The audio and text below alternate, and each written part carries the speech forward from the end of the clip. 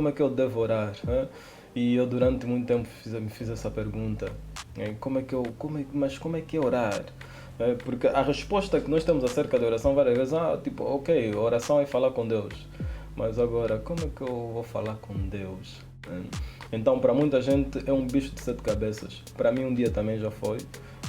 Quando me converti no princípio foi complicado, foi duro. E imagina uma coisa, depois de a pessoa ter uma noção do que é oração, começa a orar. E o que é que acontece? Começa a encontrar novas dificuldades. Por quê? Porque você já ora, você já sabe, né, mais ou menos como é que se deve orar. Agora, a questão é o tempo. Você sabe como deve orar, mas só consegue orar 10 minutos. E se calhar você vai para a igreja todos os dias e o pastor tem que orar mais, tem que buscar mais. Isso é muito importante, bem? Mas hoje nós estamos aqui para falar de oração, bem?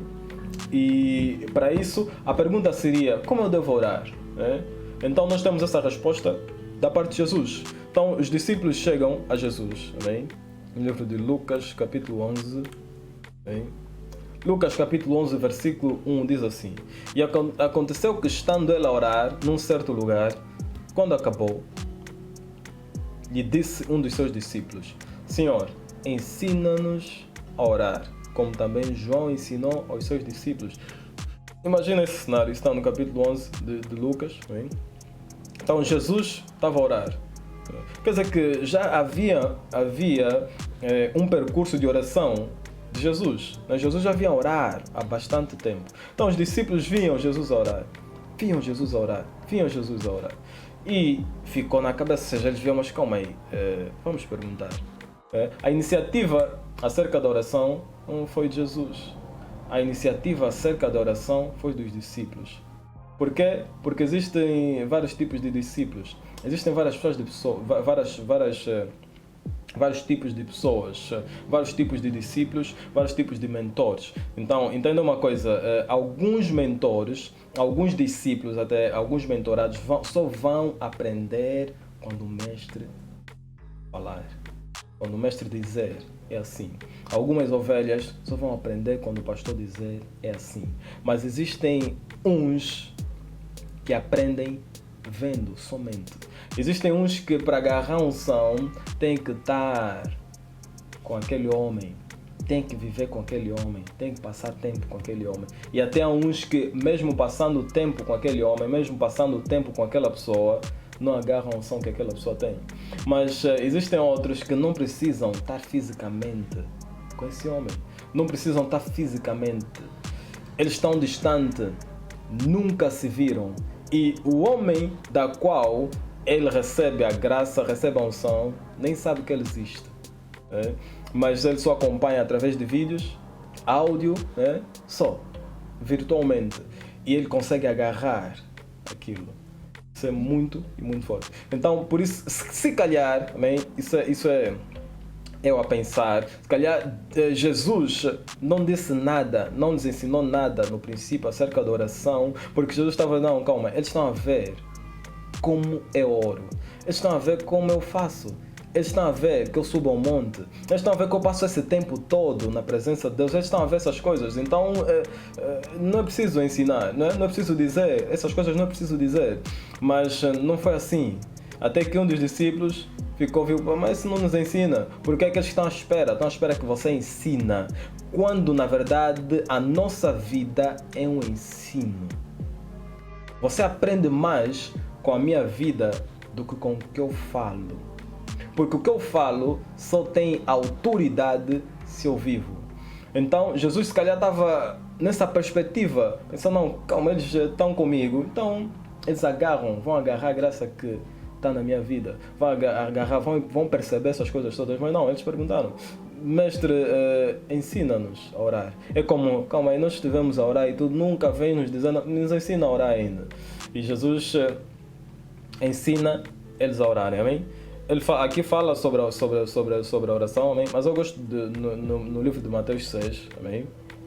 Lucas, como tem no livro de Lucas, capítulo 11, narra essa parte, eles a pedirem a Jesus a ensinar, mas no Mateus 6 já não narra isso, amém? Então nós vamos agora para Mateus 6, versículo 6. Diz assim: mas tu, quando orares, entra no teu aposento, e fechando a tua porta, ora a teu pai que está em secreto. E teu pai que vem em secreto te recompensará publicamente. Então, primeiro passo acerca da oração é esse. Mas tu, quando orares, e imagina essa palavra, mas tu, quando orares, quer dizer que Jesus já espera que nós oremos. Entenda? Mas tu, quando orares, ou tu, quando orares, então Jesus já sabe que, ou seja, se eu sou cristão, tem que orar. Qualquer cristão que se diz cristão tem que orar. Porque a oração é que nos conecta com Deus que nós cremos. Então, se Jesus está dizendo, mas tu, quando orares, ele já sabe. Ou seja, isso é um ato contínuo. Ele sabe, calma, eles oram todos os dias. Então, quando orares, só está a ensinar como deve orar. Então, quer dizer que, se calhar, eles oravam até, mas não oravam da forma certa. Então, há muita gente que ora, mas não está a orar da forma certa. Não está a orar da forma correta.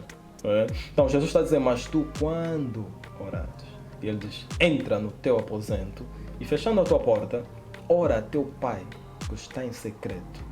E teu pai que vem em secreto te recompensará publicamente. Pessoal, então, primeiro é o lugar. Está em secreto. Esse é o primeiro passo. Está em secreto. Está em secreto, você não tem que se preocupar com quem está ao teu lado, você não tem que se preocupar com vergonha de alguém. Veja, você vai desenvolver a tua oração quando você estiver em secreto. Porque você não está preocupado com mais ninguém. No teu quarto fechado, música alta se calhar, ninguém sabe como você está a orar, ninguém está a ver, então não há de que se envergonhar. Então, ou seja, para quem quer orar mais, para quem quer fluir na oração, esse é o primeiro passo. Tá? Estar em secreto. Primeiro, essa oração, nós estamos a falar nós e Deus. Bem? Não estamos a falar em ministrar para outras pessoas, porque eu não vou ministrar outras pessoas em secreto, vai ser publicamente. Bem? Estamos a falar nós e Deus, que é o mais importante. Tá? No 7 diz, e orando, não useis de vãs repetições, como os gentios que pensam que por muito falarem serão ouvidos. Então, vãs repetições, bem, isso é uma coisa muito importante, e não orar de vãs repetições. Durante muito tempo eu tive dúvidas acerca disso, amém?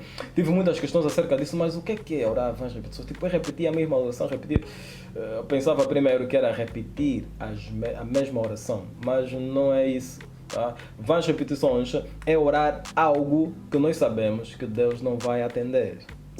Isso é uma oração vã. Você pode repetir milhões de vezes. Imagine, você tem um filho que tem 15 anos. Ele pode te dobrar o joelho. Pai, me dá carro, me dá carro, me dá carro. Pode fazer isso 1 milhão de vezes. Você não vai dar carro porque ele não tem idade para isso.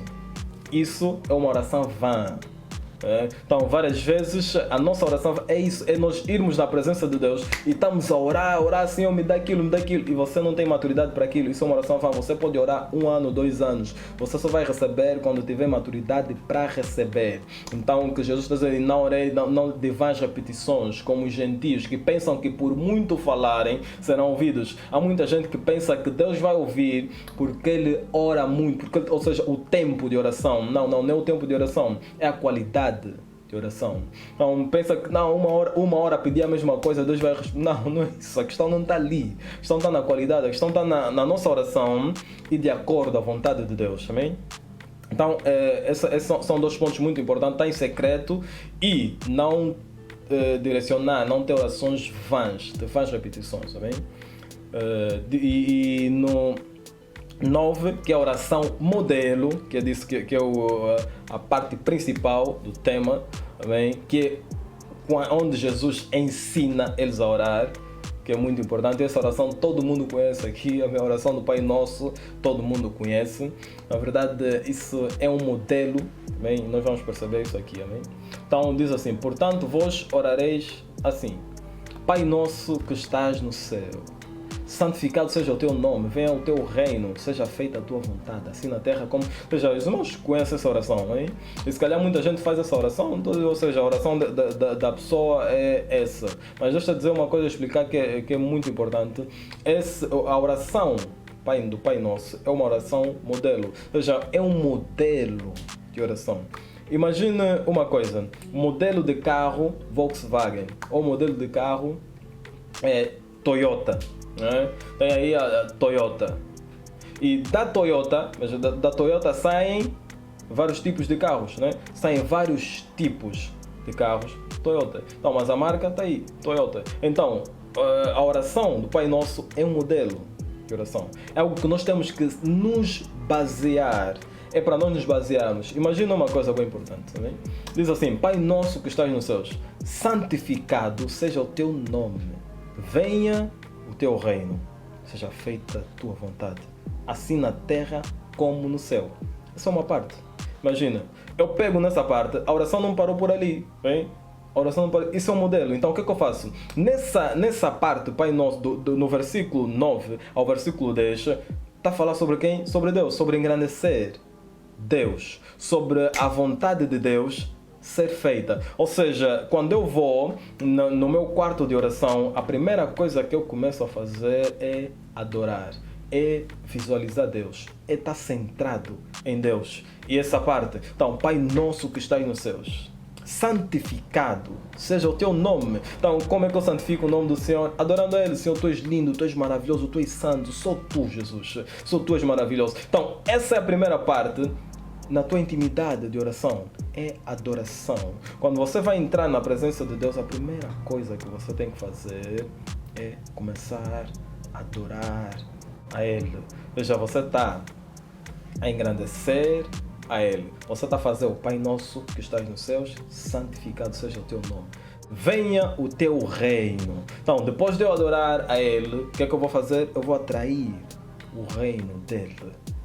Porque eu preciso, para que a minha oração seja eficaz, é preciso que Deus desça sobre o lugar onde eu estou.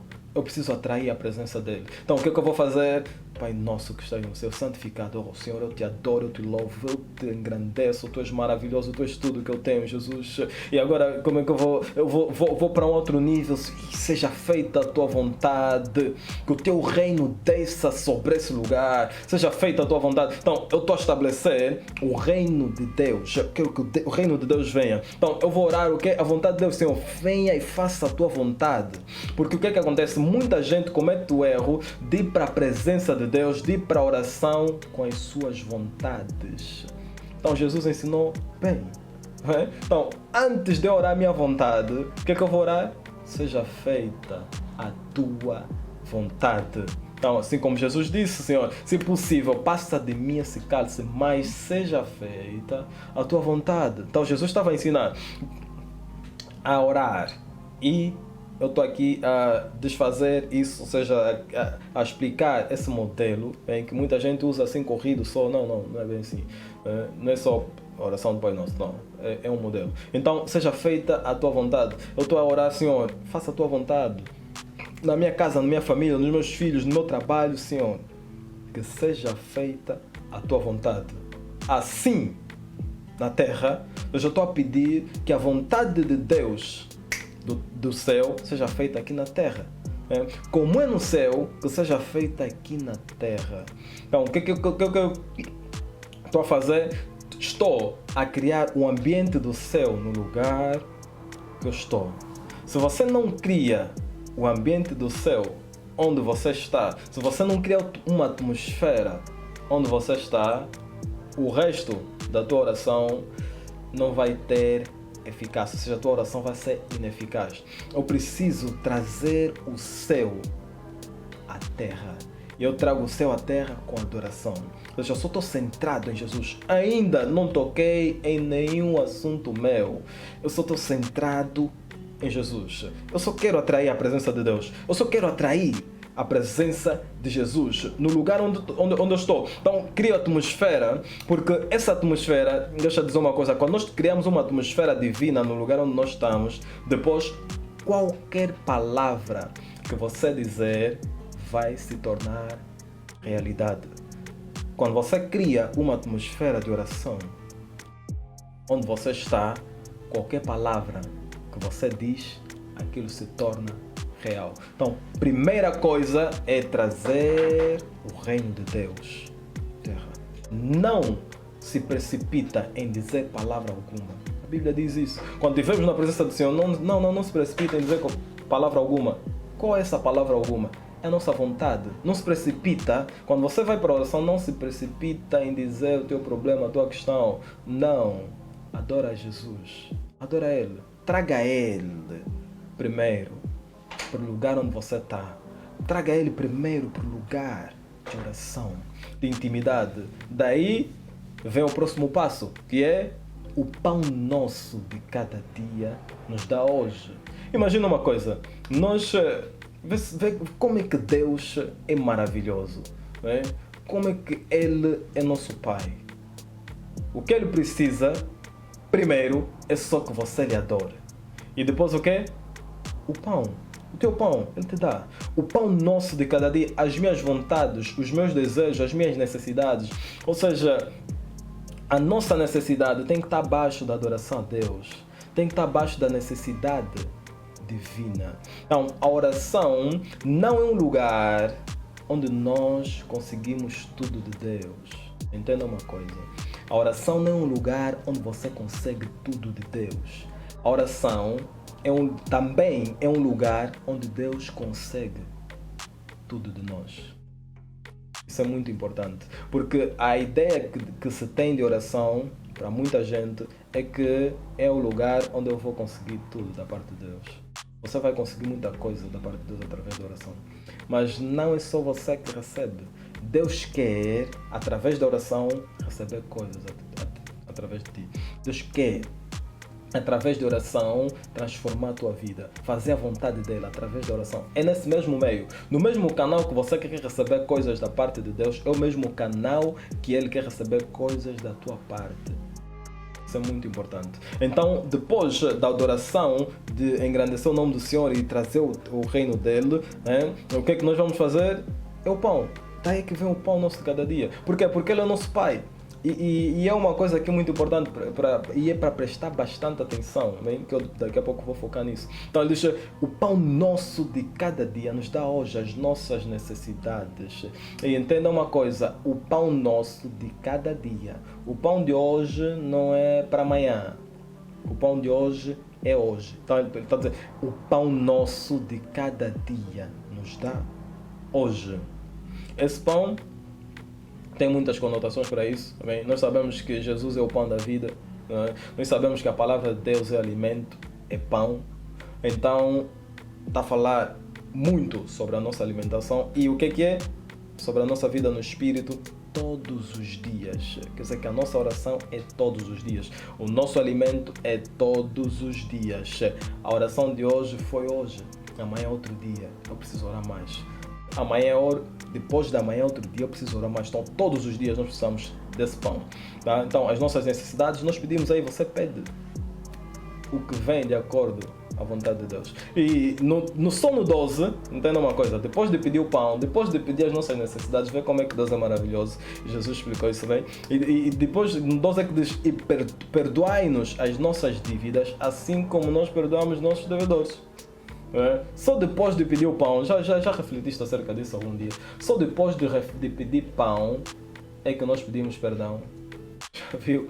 Então Jesus está ensinando, olha, primeiro adorem, depois peçam o pão, as vossas necessidades e só depois é que peçam perdão. É. Isso até parece contraditório, porque o que nós entendemos é a primeira coisa que nós chegamos antes da oração é dobrar o joelho e pedir perdão, amém? Não é errado, amém? É uma bênção, amém? Mas nós vemos na oração modelo Jesus a colocar isso por partes. Então primeiro ele coloca o pão nosso de cada dia nos dá hoje. Por quê? Porque ele é pai.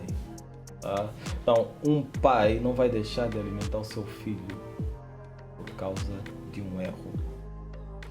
vai ter as consequências, o erro do filho, mas não vai afetar a sua alimentação. Você é um pai, ama o seu filho, você não vai deixar de lhe alimentar porque ele se comportou mal. Você pode lhe tirar televisão, pode tirar videogame, ou seja, as necessidades vitais, as necessidades básicas você não vai tirar. O que tem a ver com alimentação, você não vai tirar ele. Você pode tirar outras coisas, você pode lhe proibir de fazer isso e aquilo, porque ele cometeu. Você pode lhe privar disso e aquilo porque ele cometeu, mas você não vai lhe privar do pão. Ele vai ter o que comer, vai ter o que beber, vai ter o que vestir, vai ter onde dormir. Por quê? Porque você é pai. Por isso é que Jesus disse isso. O pão nosso de cada dia nos dá hoje. Depois é que é perdoai as nossas dívidas. Então Deus está a dizer, olha, calma, o meu amor está acima de qualquer coisa. Antes de Senhor, eu sou pai. Antes. Então não vou deixar que você cometa, ok, mas você vai ter as consequências. Entenda uma coisa, o pecado tem as suas consequências, mas ele não vai deixar de dar o básico. Há coisas que você nunca vai alcançar por causa do pecado, mas o básico ele dá. Pão nosso de cada dia nos dá hoje. Pois perdoai as nossas dívidas assim como nós perdoamos nossos devedores. E vê uma coisa que o perdoar as dívidas tem a ver com perdoar os outros. O ser perdoado por Deus tem a ver com perdoar os outros. Né? Perdoar as nossas assim como nós. Quer dizer que depende do quanto eu perdoo. Muito do perdão que nós recebemos de Deus depende do quanto eu perdoo quem está à minha volta. Isso é muito importante. Então, estamos a desmistificar isso. Ou seja, depois de pedir as tuas necessidades, você vai para pedir que se perdoe os teus pecados. Né? É onde você entra para, Senhor, perdoa a minha família, perdoa aquilo, perdoa isso, Senhor. E está junto também e não nos conduz à tentação. Amém? Não nos deixe cair em tentação, mas livra-nos do mal. Pedir a Deus, Senhor, me livra da tentação, me livra do mal, me livra daquilo, Senhor. Eu não quero... Isso é muito importante fazer esse tipo de oração, amém? Que se calhar muita gente já não faz, amém? Então, e não nos conduz à tentação, mas livra-nos do mal. Amém? Muito importante orar para que Deus nos livra do mal, nos livra da tentação. E entenda uma coisa, o mal, quando se fala do mal, o que é que vem na nossa cabeça? Vem logo Satanás, não é? Mas perceba uma coisa, o mal vem muito disfarçado, várias vezes vem disfarçado na nossa vida. Então, o livrar do mal pode ser uma amizade, pode ser pessoas que estão à nossa volta. Então, é muito importante, por isso é que é muito importante fazer esse tipo de oração. Tá? E por isso é que nós não devemos chorar e lamentar com pessoas que saem da nossa vida. Bem, tudo o que nós perdemos um dia na vida, não chora e não lamenta por isso. Porque pode ser um livramento para Deus. Pode ser o efeito dessa oração. Livra-me do mal. Isso é muito importante. Não me deixe cair em tentação, mas livra do mal. Então, várias vezes você pensa que é perca, mas não. É livramento. E por isso é que em tudo devemos dar graças a Deus. Bem? E depois, no fim, imagina só, bem? E não nos conduz à tentação, mas livra-nos do mal. Porque teu é o reino, o poder e a glória para sempre. Amém. Imagina uma coisa, a oração começou com adoração e termina com o quê? Com adoração. Então, antes de orar, eu adoro, não é? Começo com a adoração para atrair a presença de Deus. E depois de passar por esse processo todo que nós falamos aí, que você teve aí a ouvir, a ver, né? Percebeu? Creio que você tenha percebido acerca disso. Então, como é que termina? Com a adoração. Então, vê só, vê a importância que Deus dá na adoração. Né? A adoração está no princípio e está no fim. A adoração está no princípio e está no fim. Isso, meus irmãos, mostra a importância da adoração. Esse é o modelo de oração e a prática disso é o que vai gerar. Então nós vimos primeiro as restrições, o que não se deve fazer, né? Vimos ali que quando for orar, entra no teu quarto. Não seja como aqueles que todo mundo tem que saber quanto tempo você ora, todo mundo tem que saber que o fulano está a orar, todo mundo... Não é preciso. fecha a porta. Se você ora no secreto, Deus vai te recompensar em público. Através da tua vida, através das tuas palavras, as pessoas vão saber, calma, essa é mulher de oração. Esse é um homem de oração. Simples. Não é o quanto tempo... Não. O quanto ele grita, o quanto faz... Não é isso. E não é na igreja, não. Entenda uma coisa. Várias vezes em público, muita gente quer aparecer. E se calhar você já sentiu mal, pensou, esse irmão ora. Queria tanto orar com esse irmão. Meu irmão, é na igreja, em público. Portanto, é o que se faz em secreto. Faça em secreto. Entra no teu quarto, está aí no monte. Olha, várias vezes eu fujo, desapareço assim para ir no monte. Não quero que ninguém me... Não me vê. Vou, porque não preciso. Não quero isso, porque o que eu quero na oração é ter encontro com Deus. Eu não quero estar na oração para ser reconhecido por alguém. Não é. Nós vamos na presença de Deus porque nós precisamos dele todos os dias. Eu vou à presença de Deus porque Deus é um oceano para mim, eu sou um peixe. Se eu sair desse oceano, eu vou perder a vida.